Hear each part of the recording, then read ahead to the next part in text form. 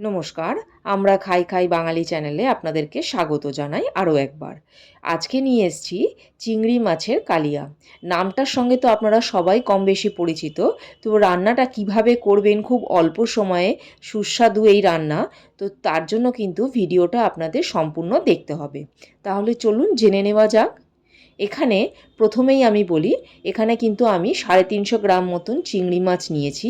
চিংড়ি মাছটাকে ভালো করে ধুয়ে পরিষ্কার করে জল ঝরিয়ে নিয়েছি।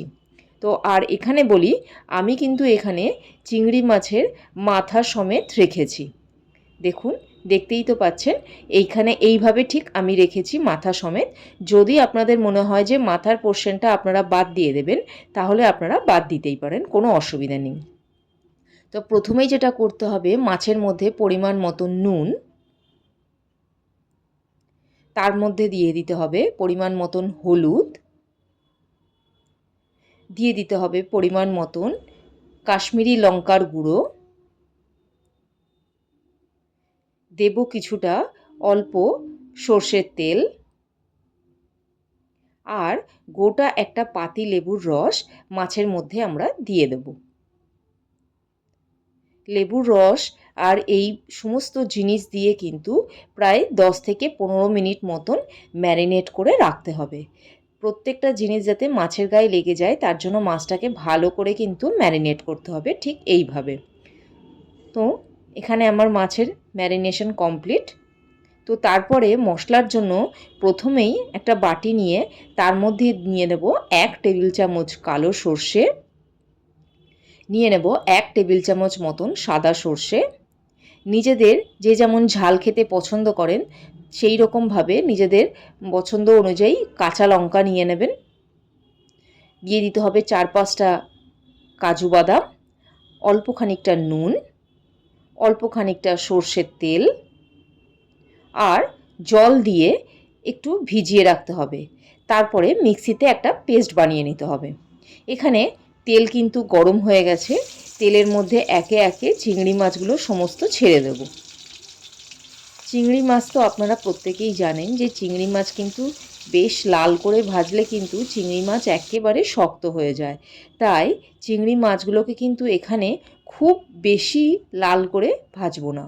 তেলের মধ্যে চিংড়ি মাছগুলো দিয়ে একটু উল্টে পাল্টে যখনই দেখবেন একটু লালচে মতন রং ধরেছে, তখনই কিন্তু চিংড়ি মাছগুলোকে সব তেল থেকে তুলে নিতে হবে। এইবার এখানে বলি, কড়াইটা গরম হয়ে যাওয়ার দরুন আমি কিন্তু এই পোর্শনটুকু দেখাতে পারিনি। তো মাছ ভাজা তেলের মধ্যেই জিরে ফোড়ন দিয়ে তার মধ্যে আমি ডুমো ডুমো করে কাটা আলু দিয়েছি। আলু চাইলে আপনারা নাও দিতে পারেন। তো তারপরে এখানে দিয়ে দিলাম 1 বাটি কুচনো পেঁয়াজ। পেঁয়াজটা দিয়েই ভালোভাবে নাড়তে হবে।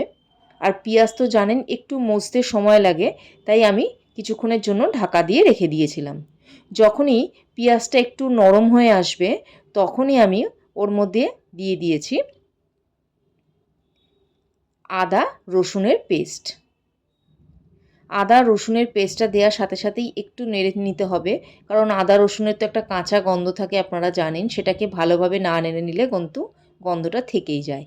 তারপরে 1 বাটি কুচনো টমেটো এখানে দিয়ে দিয়েছি। তার সাথে দিয়ে দিয়েছি স্বাদ মতন নুন।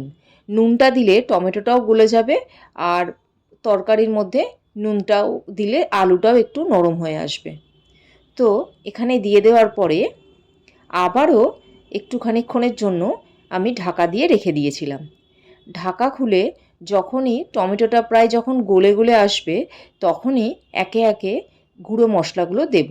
প্রথমেই এখানে দিয়েছি কাশ্মীরি লঙ্কার গুঁড়ো, তারপরে দিয়েছি অল্প পরিমাণে একটু হলুদ, তারপরে দিয়েছি 1 টিস্পুন মতন জিরের গুঁড়ো।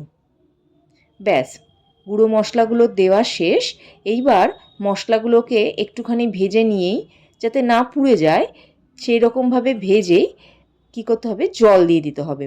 এখানে যেহেতু কালিয়া, তাই কিন্তু আপনারা নিজেদের কি বলবো, যে যেরকম ঝোল খাবেন সেই বুঝেই কিন্তু জল দেবেন।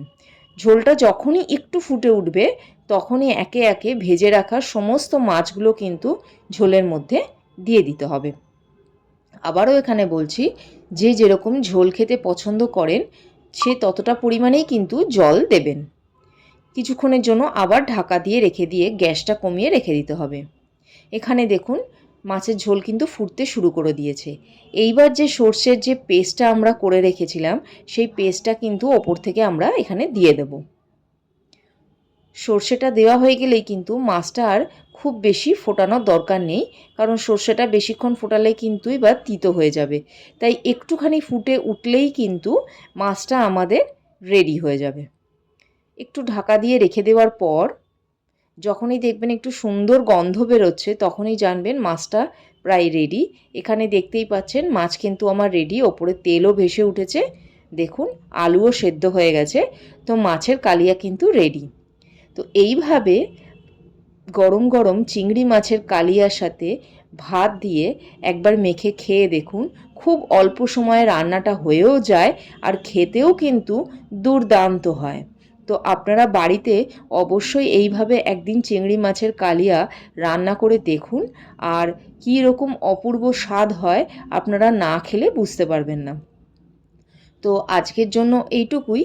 তো আবার দেখা হবে নতুন কোনো ভিডিওতে। আর হ্যাঁ, যাওয়ার আগে আপনাদেরকে বলি, এখনও যারা আমার চ্যানেলটিকে সাবস্ক্রাইব করেননি তারা অবশ্যই আমার চ্যানেলটিকে সাবস্ক্রাইব করবেন, পাশে থাকা বেল আইকনটি প্রেস করে রাখবেন যাতে রান্নার কোনো ভিডিও এলেই কিন্তু সরাসরি আপনার কাছে নোটিফিকেশান চলে যায়।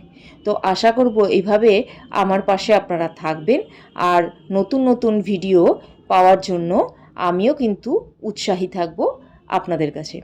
তো আজকের মতন টাটা, দেখা হবে আবার অন্য কোনো ভিডিওতে। নমস্কার।